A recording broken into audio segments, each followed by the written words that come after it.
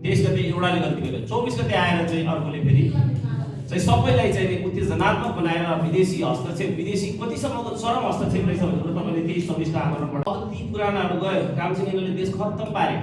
अब हामी मात्रै रह्यौँ।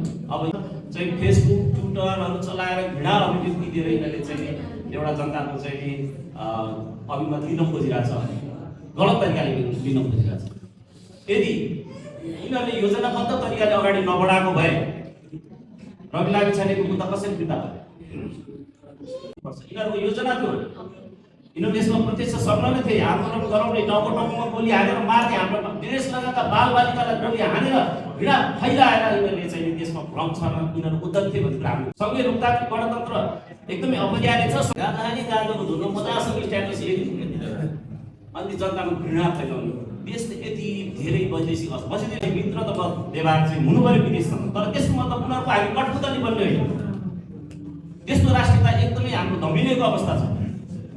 यो अवस्थामा हामीले चाहिँ यो राष्ट्रियता जोगाउनलाई नेकपा मत सक्षम छ र संघीय गणतन्त्र नेकपा जहिले नै उभिएको छ। त्यसकारण विजय गौतमलाई भोट हाल्न पर्यो, पढेको पनि छ, विज्ञ हुनुहुन्छ, युवा पनि हुनुहुन्छ। अहिलेको जनताको माग अनुसार विजय गौतम एकदम सुहाउँदो छ। यसो चुनावै उठाउँदै नउठाउने भयो, पैसा खर्च गरेर उम्मेदवार जाने अनि पैसा उठाउने प्रक्रियाले हामी पनि कता कता बदनाम भइसकेको अवस्था छ। अहिलेको ठुलो कुरा गर्नै पर्दा मेन मन्त्र भनेको नि पैसा, चुनावमा पैसा खर्च पनि नगर्ने, पैसा लिँदा पनि नलिने।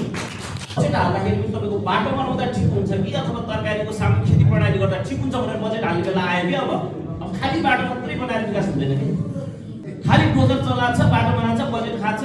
हाम्रै कतिपय प्रतिनिधिले त्यस्तो तारा तारा मात्रै देखिनु पर्यो, सबै ठाउँमा सबै ठाउँमा तारा देख्नु पर्यो, चुनाव जित्नु पर्यो। किनभने हिजो जुनसुकै शक्ति आउँदा नि संघीय लोकतान्त्रिक गणतन्त्र र यो देशको लागि लड्ने पार्टी भनेको नेकपा मात्रै हो, नेपाली कम्युनिस्ट पार्टी मात्रै हो, प्रचण्ड नेतृत्वको पार्टी मात्रै हो। र यो कुरा सत्य हो, यही कुरा बुझौँ भन्दै म भने यही